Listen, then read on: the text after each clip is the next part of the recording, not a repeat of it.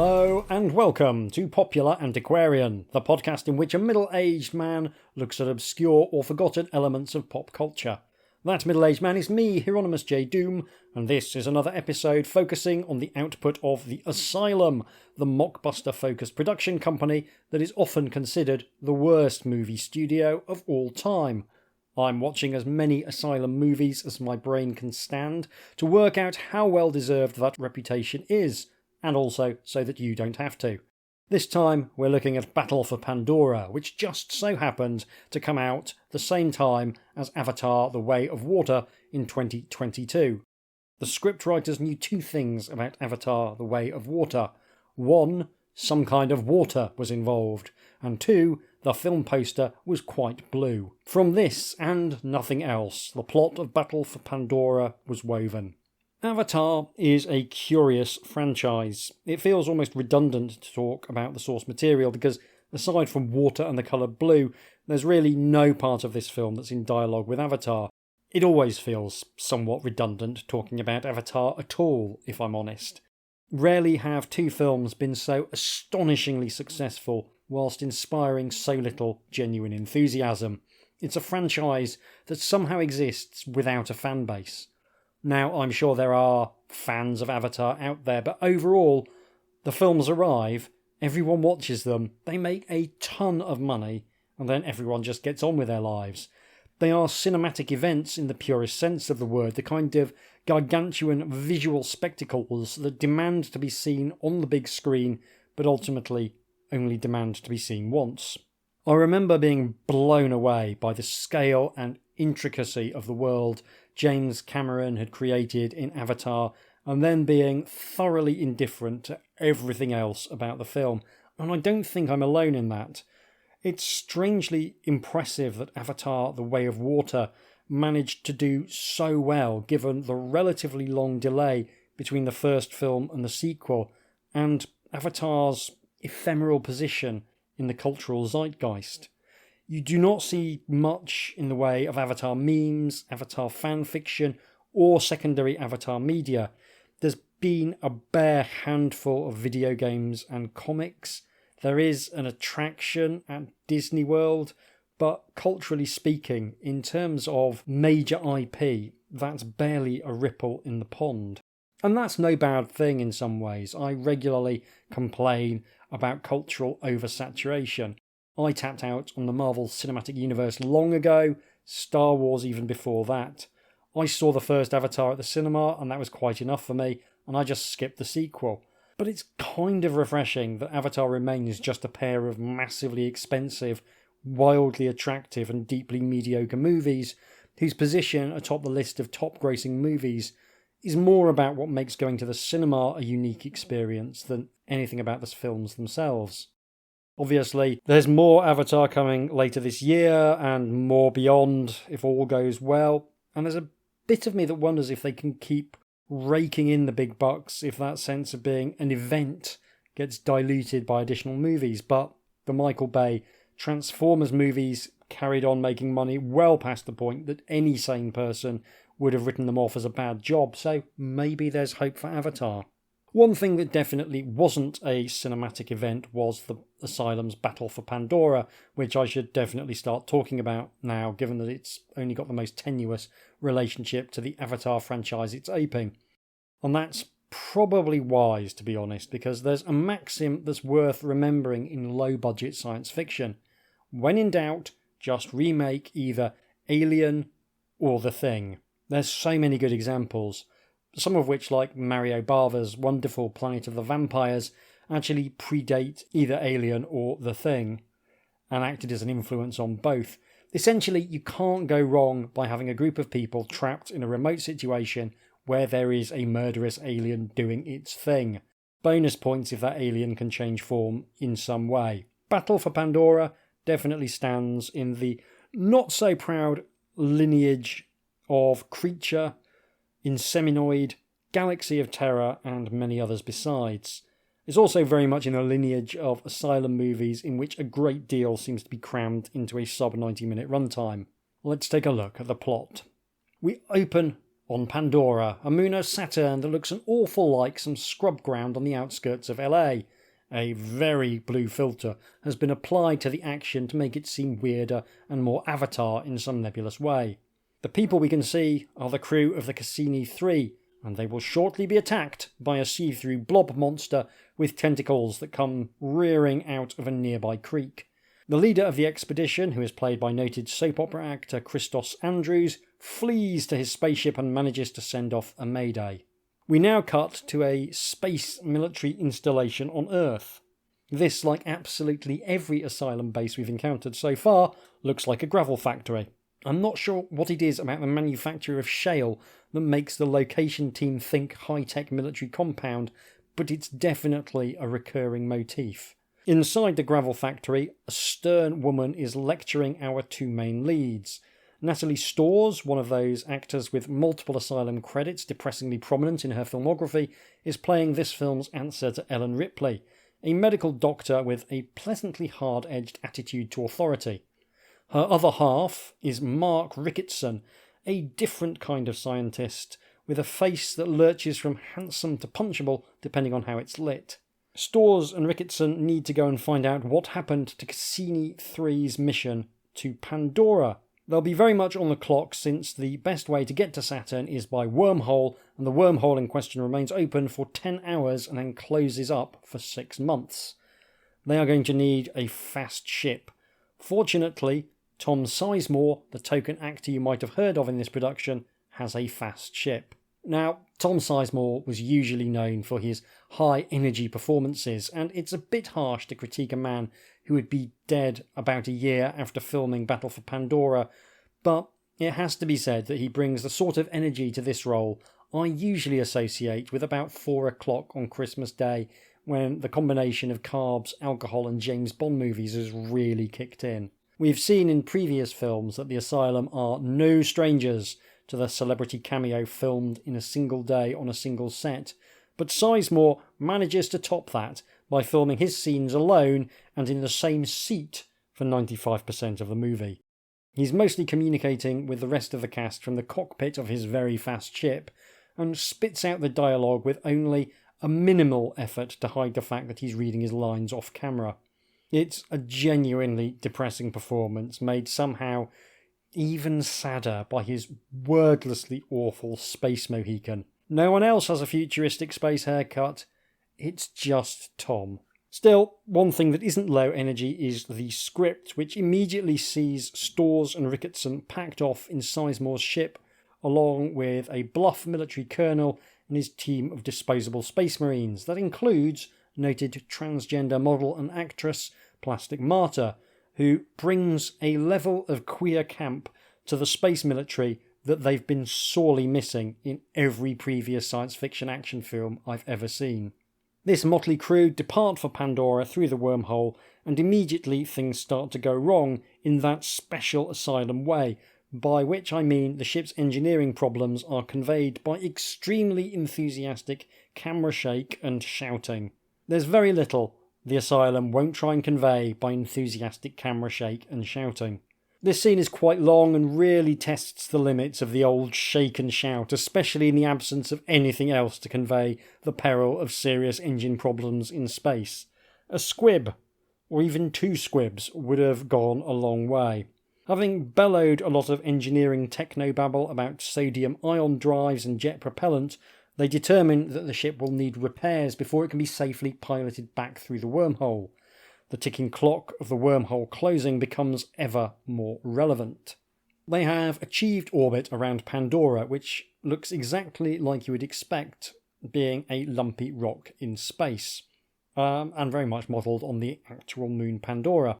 There's no sign of the plants and water we saw in the opening scenes, but the script makes some truly heroic efforts to come up with a reason why something that looks like a large barren rock from space might secretly be quite verdant when you get down to the ground. There's a real dog-ate-my-homework quality to the technobabble throughout this film, but I don't think it ever gets any more strained than it does here. Having located the Cassini-3, Storrs, Ricketson and the Marines head down to the planet while Sizemore opts to stay in his comfy chair. Stores reminds us that she's in charge of the medical side of the operation and the Marines are there purely as security, something which the Colonel takes fairly well. A broadly reasonable soldier in a science fiction horror film seems more unlikely than see-through blob monsters. Everyone piles out of the medical ship and onto the surface, which once again has the sort of biomass that ought to be clearly visible from space. The spacesuits are clearly just wetsuits with glowing cables wrapped around them and helmets that look less structurally sound than the average baseball cap. The Cassini-3 looks in quite bad shape, and also someone or something has moved it from its original landing site. They find the unconscious bodies of 2 of the Cassini crew. They're almost out of oxygen, but they could still be saved. They decide to divide their efforts. Storr and Ricketson head off to the medical ship with the unconscious crew, and the Marines head down to the creek so they can be attacked by the see-through blob monster. After a bit of gunfire and shooting directly at the creek, the Marines feel like they've driven off the see-through blob monster. They haven't, as one of their number gets dragged under the surface and then yeeted up like he's been launched from a comedy ejector seat. The landing is rough, but before he dies, he tells the Marines that the see-through blob monster isn't in the water, it is the water. That's right, it's evil water. Eventually, one of the soldiers suggests that maybe they should stand further away from the creek, and this does seem like a good idea. At the same time, the Cassini-3 takes off and blasts into space, even though there's no one on it. Fortunately, Tom Sizemore is able to shoot it down without ever leaving his comfy seat. Meanwhile, the power science couple of Storrs and Ricketson have found Cassini team leader Christos Andrews, who seems surprisingly fine, considering the rest of his team is unconscious on the floor. You might even say he seems suspiciously fine. He also doesn't remember exactly what happened. This too seems a tad suspicious. They all get into the medical ship, and it seems like the atmosphere of Pandora has attacked and corroded their spacesuits' oxygen supplies. Andrews reckons everyone should take their space helmets off, reasoning that actually, if the planet's atmosphere has penetrated their oxygen supplies, then they are less likely to be contaminated if they start stripping off. The only way he could be more suspicious is if he was mates with Prince Andrew, but Storrs seems to buy it. She has a history with Andrews, and Ricketson is immediately ready to kick off in that special way insecure men have when they interact with their partner's ex. To be fair, Ricketson does think Andrews is pretty suspicious. Storrs remembers that she's a doctor and starts treating Andrews' crewmates who, on top of being unconscious, also seem to be suffering from hypothermia or something. One of the Cassini crew, Nadia Sophie, is cast as the inevitable, brittle and emotional one who'll do stupid things because she doesn't want to die. It's a solid performance, to be fair, and one of those mildly irritating but all too believable stock horror characters who help drive the narrative forward by the power of their selfishness and stupidity. The other Cassini crewman is still unconscious and starts going into cardiac arrest. Storrs does her doctor stuff and saves his life, but the crewman thanks her by throwing up a bunch of CGI jelly all over the floor. If they weren't contaminated before, they definitely are now. Also, the radio is down, and they can't communicate with Tom Sizemore. Things are getting serious. Storrs and her ever-belligerent husband Ricketson want Sophie and Andrews to go into quarantine. This feels like trying to wipe down the surfaces someone has touched after you've let them sneeze directly into your open mouth, but it's probably better than nothing. Andrews isn't keen, and Sophie really isn't keen on going into quarantine. She's sufficiently unkeen that she starts waving a gun about and telling people she doesn't want to die. Fortunately, at this point, the surviving soldiers rock up to defuse the situation by pointing guns at her and shouting. Somehow, this actually helps, and Sophie stands down and then throws up on the Colonel. She seems more willing to go into quarantine after this. Andrews still doesn't want to go into quarantine, but he'd be prepared to allow his ex-wife to tie him up instead. Ricketson, not especially keen on this. Time is ticking and they need to get back to the main ship. They finally manage to contact Tom Sizemore, and Tom Sizemore isn't especially keen on the idea of them bringing an alien parasite back up with them, and lets them know he'll murder them if they try. He suggests they find a solution and reminds them that they have less than 2 hours until the wormhole closes. At this point, for no reason, a group of exact copies of the Cassini-3 emerge from the creek and fly into space, where Tom Sizemore defeats them in a space battle that takes less time to watch than it does to describe. He remains, at all times, seated in his comfy chair. I have absolutely no idea what this sequence is meant to convey. Later, the see-through blob aliens will apparently need Sizemore's ship to try and conquer the Earth, but if they can make exact copies of the Cassini, surely they could just do that and send their spare Cassinis through the wormhole instead of Tom Sizemore's ship. I mean, Cassini made it through the wormhole once. It's clearly wormhole worthy. Storrs and Ricketson are now focused on finding a way to defeat the aliens, which is increasingly pressing as a big see-through blob monster seems to be trying to gain ingress from outside, which looks a lot like a horny jellyfish trying to hump a transformer. There's probably a market for that somewhere. Oil forms a barrier against water, so 2 soldiers offer to go out and smear the spaceship with oil, which is surely just going to make things even more inappropriately horny. Storrs suddenly realises that salt might be a linking factor.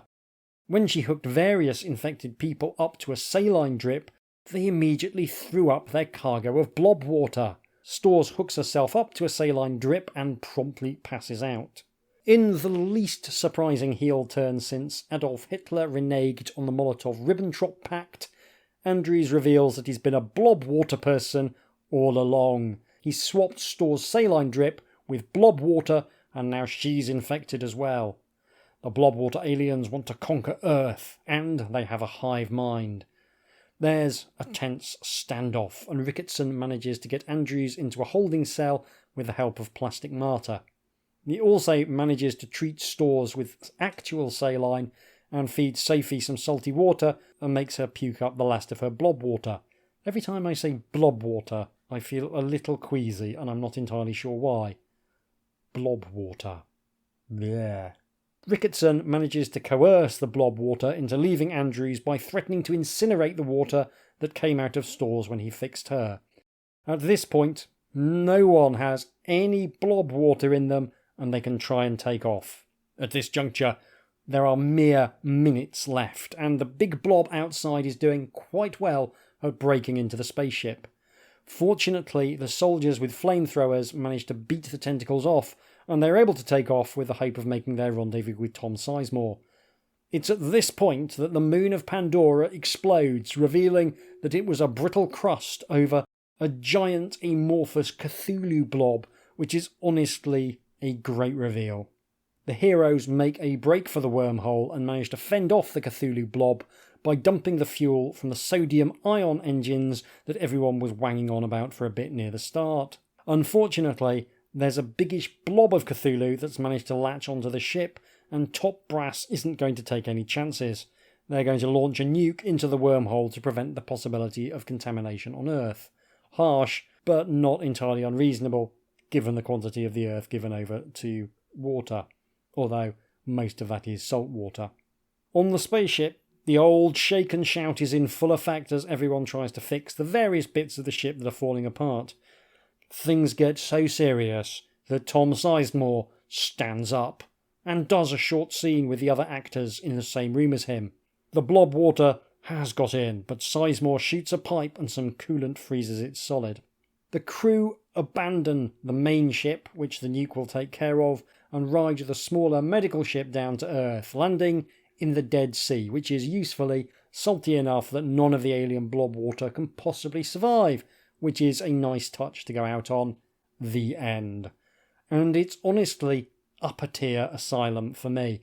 I definitely enjoyed it more than Battle Star Wars, which was biting off a lot more than it could reasonably chew. By riffing on a couple of classic science fiction horror movies, Battle for Pandora turns in something that more or less works in functional terms. As I said earlier, when in doubt, remake either Alien or The Thing, and this is an example of why that's such a truism. Paranoid people shouting at each other makes dialogue nice and easy to write, and an otherworldly alien menace always works as an antagonist. There's certainly better examples of the form out there, but this did more or less land for me both in concept and execution. I've watched enough Asylum movies now that I'm finely attuned to their visual style, and this one looks better than many. It's a situation where the small number of sets feels natural rather than forced, and the relatively large cast helps keep the focus on the people rather than the set dressing. The special effects are only bad rather than embarrassing, which puts it well into the upper echelons of Asylum movies. Once again, spaceships and vehicles do tend to fare better than anything organic, but even the C3 blob monster looks fairly passable. And they've managed a delicate balance of having it on screen enough that you can decode what it's doing, but not so much that the quality starts to distract from the menace. Sizemore aside, the acting is generally solid. It's weird that the single most successful actor on the production is comfortably the worst thing in that production, but Sizemore was approaching the end of his life, and it does seem like his health may have been a contributing factor to the lacklustre energy he brings to the film. It's a pity, because I do think a trademark manic performance could have made the relatively small cameo quite memorable in happier times. Probably the standout performance for me is Natalie Storrs as the lead. I think tough and in-charge women can be a challenge on screen thanks to the perception that assertiveness and confidence are somehow unladylike. It's a problem with society, not with the concept of women being in charge, but Storrs does a great job of portraying her character as someone comfortable with authority and comfortable with taking big decisions, and the script actually does her a solid favour, with the male characters generally deferring to her expertise in a way that feels depressingly refreshing. Christos Andrews does about as well as you could expect with a role that's essentially little more than a heavily telegraphed heel turn. Katya Sophie commits to the bit as the brittle and selfish one who seems to be trying to get everyone else killed. I mean, at least her plan wasn't to dig a hole in the woods and then hide in it like that character was in The Terminators. Plastic Martyr, Mark Ricketson and Michael Scavotti are all doing a decent enough job with the rest of the big speaking roles. I thought early on Plastic Martyr was too soft-edged a performer to be a Space Marine, but she actually developed some grit in later scenes, which worked quite nicely. One area which is more of a guilty pleasure is the script. To be clear, the overall structure is sound enough, and the way the character beats are delivered also works, and it all builds to a fairly satisfying conclusion. There is, however, an awful lot of techno-babble to get through along the way. Now, I like techno-babble. I enjoy people chuntering on about sodium-ion engines, which are a sort of a thing in the real world, and parasitic amoeba, which are definitely a real thing. The ideal technobabble should be faintly plausible, but only very faintly, and illuminate something about the story. It's doing a lot of heavy lifting in this script, and the writer's grasp of science is very much a high wire strung across a chasm of abject stupidity.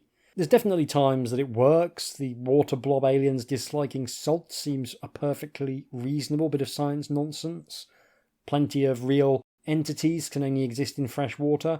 There's also times where you can visibly see the technobabble trying to paper over a massive hole in the plot, like Pandora being an actual moon around Saturn that absolutely does not have plants and creeks on it. There's also a good chunk of this film that's just people yelling variably implausible engineering ideas at each other, and you need to be on board with that kind of nonsense to really enjoy it. And I enjoy that sort of thing the more ludicrous and scientifically illiterate it gets, which is one reason I like 1950s B-movies so much. Ultimately, Battle for Pandora plays it relatively safe. Director Noah Luke is something of a jack of all trades behind the camera, having worked on lighting, cinematography and camera tech, in addition to directing and occasionally acting. There seems to be an inexhaustible supply of these kind of journeymen with the core competence to get an Asylum movie done on time. This is certainly quite nicely lit compared to many Asylum films, and it looks somewhat more professional as a result. He's worked for the Asylum a few times, and it'll be interesting to see whether he's always this slick, relatively speaking. I think I may have hit a point where the Asylum have actually broken my brain. I'm not sure I know what an objectively good movie is at this point, so my endorsement of this movie means less than nothing. But honestly, I think it's enjoyable enough. It's not without its flaws, but it delivers a fun riff on an established sci-fi horror structure with a degree of enthusiasm, and there's some good ideas in there. Sentient blob water that turns into Cthulhu the size of the Isle of Wight. That's exactly the kind of gibberish I really enjoy in a sci-fi movie. That is all for this episode. Join me next time when we'll be delving into the world of very ill-advised disaster movie sequels with the awesomely titled Titanic 2. I hope very much you'll join me for that. In the meantime, if you've enjoyed this, you can support my work by going to patreon.com/HJDoom and pledging as little as a single English pound or local currency equivalent. It's your support that keeps this podcast ad-free and independent, and all patrons at any level, regardless of how much money you are kind enough to give me, get access to the various gamebooks written by members of the Doom household by way of a thank you. If you can't spare a quid, a nice review or a decent rating would also hugely help me out. Any and all support is deeply appreciated. You can get in touch with me by email at hjdoom or introfun, all one word, at gmail.com, or by following me on Blue Sky at HJDoom. Thank you very much for listening. Take care, and I'll see you soon.